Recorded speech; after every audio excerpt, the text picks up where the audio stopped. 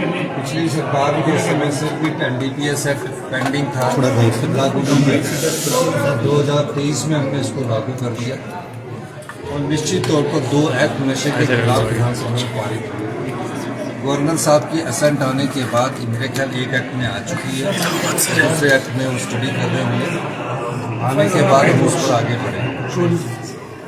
पाठ्यक्रम में नशा की बुराइयों के बारे में अगले एकेडमिक सेशन से एक चैप्टर शुरू किया जाएगा कि क्या दुष्प्रभाव है और किस प्रकार ये आपकी सेहत को ठेस पहुंचाता है, परिवार को ठेस पहुंचाता है, समाज को ठेस पहुंचाता है। हमारी सरकार ने नशे के खिलाफ एक अभियान चला रखा है। जो भी आने वाले समय में नशे के खिलाफ सरकारी कर्मचारी सम्मिलित पाए गए हैं, उनकी इंक्वायरी चल रही है। सरकार एक बड़ा एक्शन आने वाले समय में, और नेचुरली ये नशे के कारोबार से कमाई गई जो भी संपत्ति होगी, हमारी सरकार ये भी अध्ययन कर रही है कि उस संपत्ति को कैसे जब्त किया जाएगा, इस बारे में आपने चेतावनी भी दी है क्योंकि कुछ पुलिस के लोग भी पकड़े गए थे नशे। कुछ पुलिस के कर्मचारियों की भी इस संदर्भ में हमारे पास शिकायतें आई हैं। हमारी सरकार उनके खिलाफ कुछ कर रही है। सर, इसके अतिरिक्त पिछले 48 घंटों में हिमाचल प्रदेश में भारी बारिश हुई है, क्या स्थिति है रेस्क्यू ऑपरेशन, क्योंकि धर्मशाला और कुल्लू के सैंज इलाके में भारी नुकसान हुआ, क्या कुछ? 3 जगह क्लाउड बस्ट है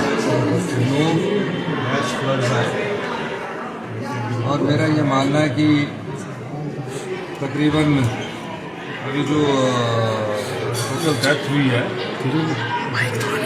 वो 3 हुई है, 1 डेड हुआ है और कांगड़ा में 3 डेड बॉडीज मिल चुकी है, 6 लोग मिसिंग है। 6 में से 1 व्यक्ति जो कि फ्लैश फ्लड के समय और उसके समय जंगल में चला गया था, वो उसके मिलने की सूचना प्राप्त हुई है। 5 लोग अभी मिसिंग है और जो पानी में फंसे हुए लोग थे 40-50, उसमें 31 लोगों को निकाल लिया गया है और कब तकरीबन 15 के घर हाउस डैमेज हुए हैं। 2 नेशनल हाईवेज को बहुत डैमेज हुआ है और मेरा यही अनुरोध रहेगा कि नदी नालों और के पास पर्यटक भी ना जाए, नदी नालों से दूर रहे और बाकी जिला हेडक्वार्टर्स के इर्द सारे स्थान सुरक्षित है, वहाँ रह सकते हैं। नदी नालों में जाकर कोई साहसिक खेलों का प्रदर्शन करने की अभी कोई ज़रूरत नहीं है, क्योंकि बरसात में नदी नालों के किनारे जाना आपके जीवन से खेलना होता है, इस दृष्टि से भी वो बचकर रहें।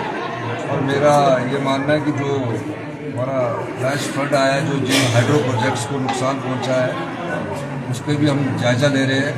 लेकिन हिमाचल प्रदेश पावर कॉरपोरेशन का जो सैंज में 100 मेगावाट का प्रोजेक्ट है, उसको तकरीबन बहुत नुकसान हुआ है, उस नुकसान का हम जायजा ले रहे हैं और निश्चित तौर पर 2 कुल्लू और 3 कांगड़ा जिले में मिसिंग है, जो तो उसके अलावा जो और मिसिंग है उसकी खोज जारी है।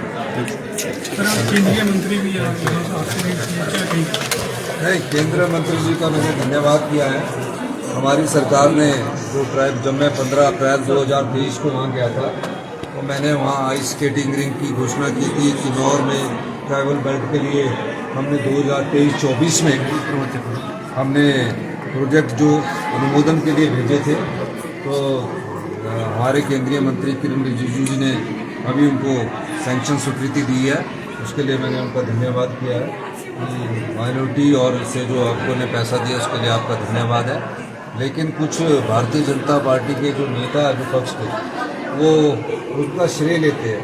फेडरल स्ट्रक्चर में श्रेय लेने की जरूरत नहीं होती, काम करने की जरूरत होती है। चाहे केंद्र में सरकार किसी की भी हो, आपने काम नहीं किया, आप 5 साल में कुछ नहीं ला सके। हम अभी 2.5 साल में ये ट्राइबल बेल्ट में जो सीवरेज की है, ये हमारे द्वारा भेजी गई योजना थी।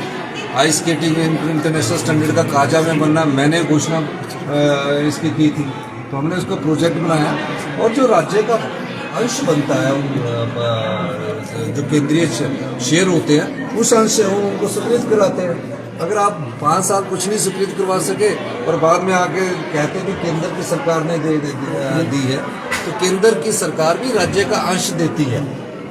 आपने अंश नहीं लिया, सभी राज्य का, चाहे सरकार किसी की भी राज्य में हो, फेडरल स्ट्रक्चर में ये एक प्रक्रिया है। तो इस तरह बात करना कि हमने दिया, केंद्र कुछ तो किया नहीं उन्होंने। कोई ऐसा स्पेशल प्रोजेक्ट लाते हैं जिसमें वो 10,000 करोड़ का फाइनेंशियल पैकेज प्रधानमंत्री मोदी जी से दिलाएंगे, या तब उस दिन मैं इनको धन्यवाद कहूँगा। अभी तक उन्होंने प्रदेश के हित में काम नहीं किया, बल्कि प्रदेश में जो प्रोजेक्ट जाते हैं उनको रुकवाने का काम किया। शिक्षा के क्षेत्र में 5वें नंबर पे आए हैं, क्या कहेंगे सर? शिक्षा की गुणवत्ता नए स्तर में हुआ है। देखिए, हमारी सरकार को अभी 2.5 साल पूरे हुए, 2.5 साल के भी 14 दिन पूरे हो आगे। एक दिन में हमें कार्य करते हैं। पहले शिक्षा के क्षेत्र में 21वें स्थान पर थे, और पूर्व मुख्यमंत्री जयराम ठाकुर जी ने और पूर्व भारतीय जनता पार्टी की सरकार ने चुनावों से पहले शिक्षा 600 के करीब शिक्षा संस्थान खोल दिए। उन्होंने क्वालिटी एजुकेशन पर कोई ध्यान नहीं दिया। क्वालिटी एजुकेशन की बात मैं इसलिए कहना चाहता हूँ कि हम खुद सरकारी स्कूल से पढ़े। जब गांव के बच्चे सरकारी स्कूलों में जाते हैं और माँ बाप ये सोचते हैं कि मेरा बच्चा सरकारी स्कूल में जाकर अच्छी पढ़ाई करेगा, लेकिन वहाँ अगर क्वालिटी एजुकेशन नहीं होती है तो उन गांव के परिवार, किसान परिवार के साथ, बागवान के साथ भी धोखा होता है। मैंने उसकी मीटिंग ली, मेरी निरंतर मीटिंगें माननीय शिक्षा मंत्री रोहित ठाकुर जी के साथ बैठकर हुई। हमने फैसला किया कि जो नए शिक्षा संस्थान है उनको नहीं खोलेंगे, और जहां बच्चों की संख्या कम है, 5 है या 10 है, उनको बंद करेंगे। पहले एक स्कूल बंद करने से भी लोग, सरकारें घबराती थी। हमने शिक्षा की क्वालिटी में सुधार करने के लिए हमने स्कूलों का रैशनलाइजेशन किया, और जहां कोई बच्चा नहीं था उन स्कूलों को बंद किया और उन टीचरों को दूसरी जगह भेजा। 2.5 साल के बाद आज सार्थक परिणाम ये आया है कि जो राज्य क्वालिटी एजुकेशन में 21वें स्थान पर था, उसके बाद आज हम 5वें स्थान पर आए। 5वां स्थान उद्देश्य नहीं है मेरा, पहला स्थान उद्देश्य है। उस उद्देश्य से हमने क्या परिवर्तन किया? स्कूलों का रैशनलाइजेशन किया, डे बोर्डिंग स्कूल स्टार्ट किए, पहली कक्षा से इंग्लिश मीडियम स्टार्ट किया, और स्कूल के प्रिंसिपल को ये स्वायत्ता दी, ये अधिकार दिया कि वो अपनी मर्जी से अपनी वर्दी चॉइस चूज करें। उसके अलावा डे बोर्डिंग स्कूल में उन बच्चों के लिए खेल की सुविधा हो और दिन में खाने की सुविधा हो, उस दृष्टिकोण से एक Rajiv Gandhi day boarding school बनेगा, जिसमें प्री नर्सरी से लेकर +2 तक एक ही स्कूल होगा। और 2 बोर्ड थे, 2 एलिमेंट्री एजुकेशन अलग था, सेकेंडरी एजुकेशन अलग था।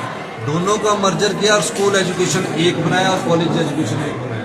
ये सब फैसले 2.5 साल में हुआ है। इसी को व्यवस्था परिवर्तन कहते हैं कि जो सरकार 21वें स्थान पर शिक्षा को ले गई, कौन ले गई? 17 से 22 तक कौन थे? वो 21वें स्थान पर ले गए और हम 5वें स्थान पर लाए। दूसरी हमारी प्रायोरिटी हेल्थ सेक्टर है। आने वाले समय में आप हेल्थ सेक्टर में भी महत्वपूर्ण बदलाव देखेंगे। हमारी हेल्थ सेक्टर से संबंधित अभी एक और मीटिंग होने वाली है, इसमें आप बदलाव देखने को मिलेगा। धन्यवाद।